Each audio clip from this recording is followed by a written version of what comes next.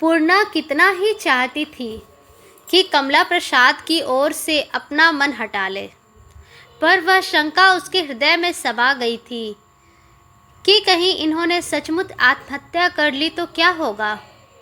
रात को वह कमला प्रसाद की उपेक्षा करके चली तो आई थी, पर शेष रात उसने चिंता में काटी। उसका विचलित हृदय पति भक्ति, संयम और व्रत के विरुद्ध भांति भांति की तर्कनाएं करने लगा। क्या वह मर जाती तो उसके पति पुनर्विवाह करते? अभी उनकी अवस्था ही क्या थी? 25 वर्ष की अवस्था में क्या वह विधवा जीवन का पालन करते? कदापि नहीं। अब उसे याद ही न आता था कि पंडित वसंत कुमार ने उसके साथ कभी इतना अनुरक्त प्रेम किया था। उन्हें इतना अवकाश हो कहाँ था। सारे दिन तरे दफ्तर में बैठे रहते थे, फिर उन्होंने उसे सुख ही क्या पहुँचाया। एक एक पैसे की तंगी रहती थी, सुख क्या पहुँचाते। उनके साथ भी रो रो कर ही जिंदगी कटती थी। क्या रो रो कर प्राण देने के लिए उनका जन्म हुआ है? स्वर्ग और नरक सब ढकोसला है। अब इससे कुछ दुखदाई नरक क्या होगा? जब नरक ही में रहना है तो नरक ही सही, कम से कम जीवन के कुछ दिन आनंद से तो कटेंगे। जोग्न का कुछ सुख तो मिलेगा। जिससे प्रेम हो वही अपना सब कुछ। विवाह और संस्कार सब दिखावा है। 4 अक्षर संस्कृत पढ़ लेने से क्या होता है? मतलब तो यही है ना, किसी प्रकार स्त्री का पालन पोषण हो। ओह, इस चिंता में क्यों कोई मरे। विवाह क्या स्त्री को पुरुष के बांध देता है? वह भी मन मिले ही का सौदा है। स्त्री और पुरुष का मन ना मिला तो विवाह क्या मिला देगा। विवाह होने पर भी तो पुरुष को जब इच्छा होगी स्त्री को छोड़ देता है। बिना विवाह हुए स्त्री पुरुष आजीवन प्रेम से रहते हैं। कुत्सित भावनाओं में पूर्णा ने भोर कर दिया। प्रातःकाल वह बालों में कंघी कर रही थी कि सुमित्रा आकर खड़ी हो गई। पूर्णा ने मृदु भाव से कहा, बैठो बहन, आज तो बड़े सवेरे नींद खुल गयो। सुमित्रा ने तीव्र स्वर में कहा, नींद आई ही किसे थी। पूर्णा न जाने किस तबीयत के आदमी है। सुमित्रा, क्या तुमने अभी तक उनकी था नहीं पाई? तुम तो इन बातों में चतुर हो। पूर्णा ने आशंकित नेत्रों से उनकी ओर देखकर कहा, मैं यह विद्या नहीं पढ़ी हूँ। सुमित्रा, पहले मैं भी ऐसा ही समझती थी, पर अब मालूम हुआ कि मुझे धोखा हुआ था। पूर्णा ने क्रोध का भाव धारण करके कहा, तुम तो बहन आज लड़ने आई हो। सुमित्रा, हाँ, आज लड़ने ही आई हूँ। हम दोनों अब इस घर में नहीं रह सकती। पूर्णा ने इसका कुछ जवाब न दिया। ऐसा जान पड़ा मानो पृथ्वी ने अपने सारे बोझ से दबा दिया। सुमित्रा ने फिर कहा, तुमने जब पहले पहल इस घर में कदम रखे थे तभी मैं एक थी। मुझे उसी वक्त यह संशय हुआ कि तुम्हारा यौवन और उस पर सरस स्वभाव मेरे लिए घातक होगा, इसलिए मैंने तुम्हें अपने साथ रखना शुरू किया था। लेकिन होनहार को कौन टाल सकता है। मैं जानती हूँ तुम्हारा हृदय निष्कपट है। अगर तुम्हें कोई न छेड़ता तो तुम जीवन पर्यंत अपने व्रत पर स्थिर रहती, लेकिन पानी में रहकर हलकोरों से बचे रहना तुम्हारी शक्ति के बाहर था। बेलंगड़ की नाव लहरों में नहीं रह सकती।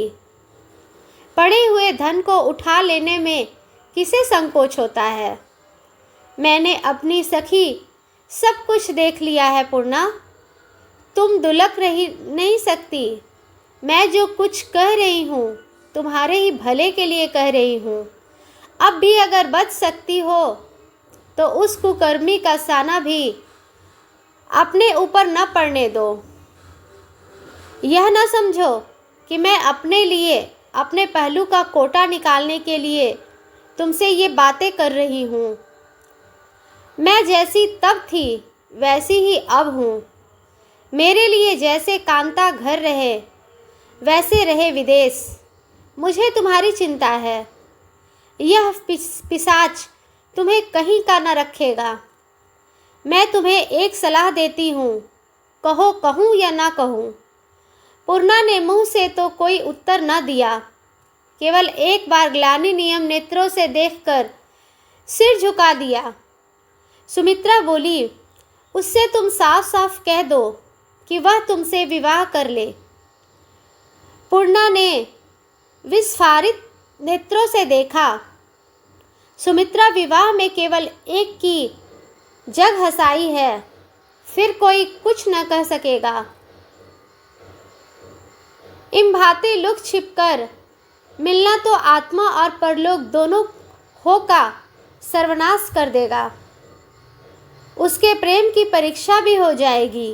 अगर वह विवाह करने पर राजी हो जाए तो समझ लेना कि उसे तुमसे सच्चा प्रेम है, नहीं तो समझ लेना उसने काम वासना को धुन में तुम्हारी आबरू बिगाड़ने का निश्चय किया है।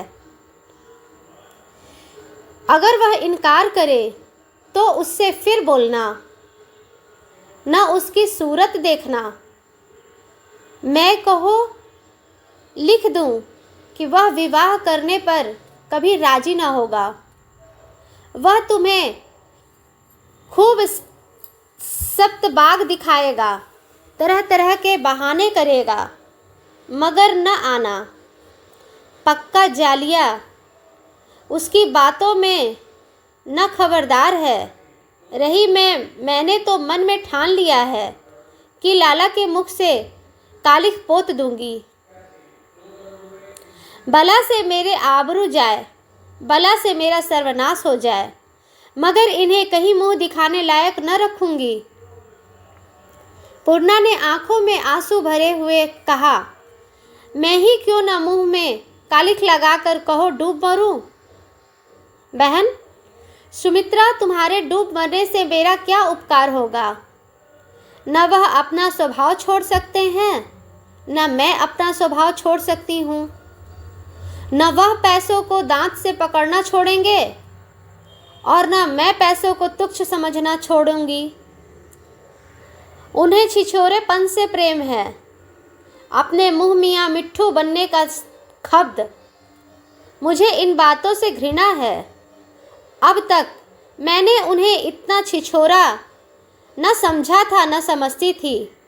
वह प्रेम कर सकते हैं, स्वयं उनसे प्रेम करने की चेष्टा कर तो थी, पर रात जो कुछ देखा उसके उनसे रही सही बात भी मिटा दो और सारी बुराइयां सह सकती हूँ, किंतु को सहन करना लंपटता मेरी शक्ति के बाहर है। मैं ईश्वर को साक्षी देखकर कहती हूँ, पूर्णा तुम्हारी ओर से कोई शिकायत नहीं। तुम्हारी तरफ से मेरा दिल बिल्कुल साफ है, बल्कि मुझे तुम्हारे ऊपर दया आती है। मैंने यदि क्रोध में कोई कठोर बात कह दी हो तो क्षमा करना। जलते हुए हृदय से धुएं के सिवा और क्या निकल सकता है। दोस्तों, यदि आपको मेरी कहानी अच्छी लगती है तो प्लीज़ मेरे चैनल को सब्सक्राइब करें और मेरे चैनल को सपोर्ट करें। मैं ऐसी ही आप सबके लिए अच्छी अच्छी कहानियाँ लाती रहूँगी और आप सबका मनोरंजन करती रहूँगी। धन्यवाद।